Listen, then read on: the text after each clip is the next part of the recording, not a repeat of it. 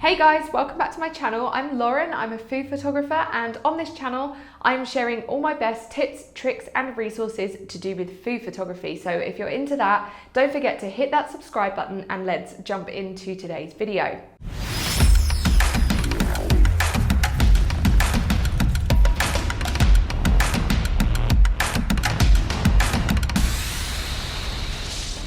So today we're going to be talking all about backgrounds, and specifically backgrounds on a budget. So the different backgrounds that you use for food photography can really change the overall look and feel of your photos. So you really want to make sure that what you're using is really complementing your food but not distracting from it. When I'm choosing a background, I normally tend to stick with more neutral tone things in sort of greys and beiges and that kind of thing, because I really want my food to be the thing in my photo that has the most colour. But backgrounds are a really great way to add some character and context and story to your photos, because they can give a feel of either some smooth marble or a concrete table or even some old rustic wood. There are a lot of places where you can order these like hardboard food photography backgrounds online, and I do have quite a few of those, but they are really expensive. And to be honest, if they arrive and then they don't look either exactly how they looked online, so you're not really getting exactly what you thought, or maybe it's just like it doesn't photograph quite how you thought it would, it's not really your style, and you end up not really using it, and then it's kind of like $200 down the drain. Now don't get me wrong, I have some of these backgrounds and I love them, but I have definitely got at least 3 or 4 that I really hardly ever pick up. So I was looking on Instagram and I saw people sharing these amazing food photos that they'd taken using these vinyl backgrounds. So I really wanted to jump on this wagon and get some for myself and really see how they perform in my studio. And I decided to order some from Capture by Lucy. So when you go on the website, you can order each of the different backgrounds in a different size. Now I stuck with 2 foot by 3 foot for all of mine because that's the standard size that I go with for a background. It gives me enough room to sort of do those kind of wide shots, but it's not too big that it's sort of like falling off the side of my table. So I went a little crazy and I may have ordered about 10 different backdrops, but these backgrounds are about £24 each, so they are so affordable. And to be honest, I just kept seeing pattern after pattern thinking like, I need that one, I need that one, I need that one. So I just was like, whatever, if I'm gonna try these out, I need to try them out in a wide variety of colors and textures and materials, just to really see how true to life they look when they're photographed. So as I mentioned earlier, when I pick backgrounds, normally I really stick with things that are quite neutral, quite gray, because I really want my food to stand out. But I'm trying to challenge myself in my work to try and work with a little bit more color. So I did end up ordering about 3 different backgrounds in more of a blue tone as well. Okay, so when these backgrounds were delivered, they came in a cardboard tube, all wrapped up together like this. So literally, this is the size of one of them. It's so lightweight. I mean, look, it's crazy.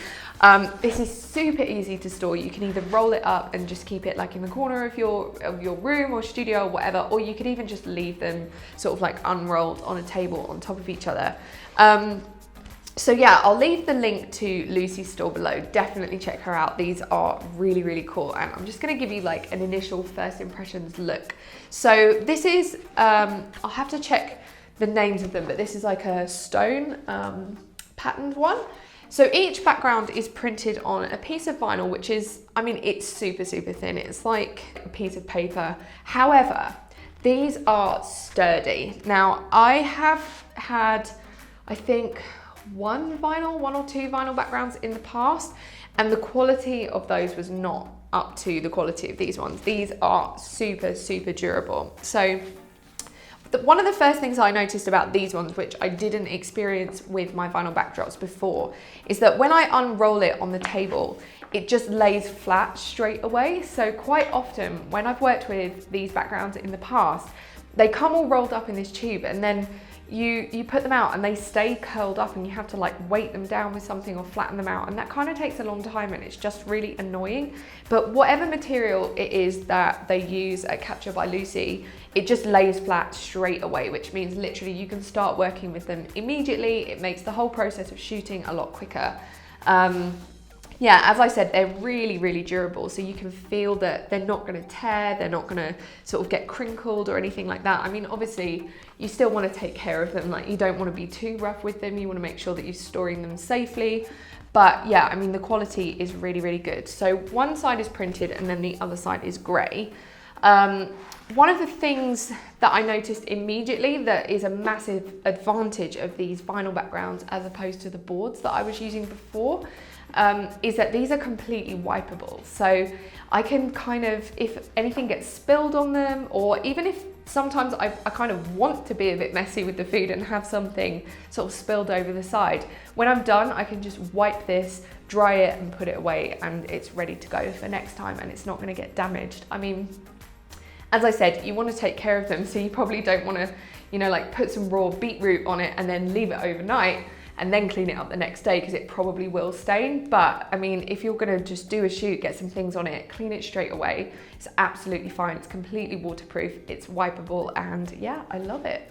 Couple of things to bear in mind when you get your vinyl backdrops is that they won't necessarily look exactly how you expect them to right out of the packet. So one of the things I noticed when I opened them was that I thought some of the pictures maybe looked a tiny bit, not pixelated, but like you could tell it was printed. And I was a bit worried that that would translate into the photos, but it really doesn't at all. So definitely don't judge how it looks in person to how it will photograph. And that really goes for any background, because you don't really know how it's going to perform until you've given it a test run in the studio. So let's jump into a shoot. I'm going to shoot some noodle soup on 3 different backgrounds that I purchased from Capture by Lucy, and we're going to see how different the food looks on these 3 different backgrounds. And the ones I'm going to work with is the stone one, a concrete floor, and a blue one, which is something a little bit out of my comfort zone. So let's jump into the shoot.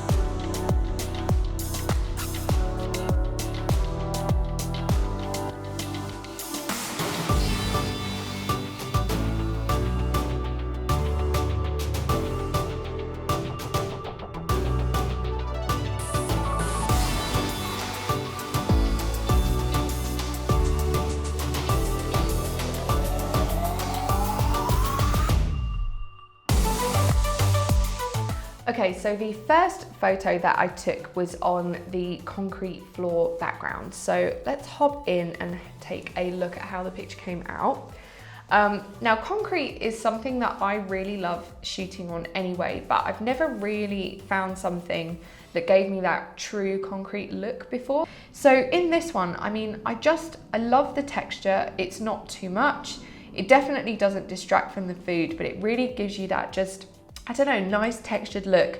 It gives you a little bit of context. It could be a really nice concrete table or something. I think it definitely doesn't look vinyl. And that's the key point. That I think the question I've had when people want to know how do these backgrounds perform is, do they look fake? Like, do they look like a piece of vinyl that's been rolled out on a table? Do they reflect? Do they, you know, give off bright spots or anything like that? And I would say no, they don't. I am so happy with how these pictures have come out. These are so portable. You could so easily take them on a client shoot. You could take them anywhere if you just needed to pack up and go shoot on location. So they're so practical and the results are amazing.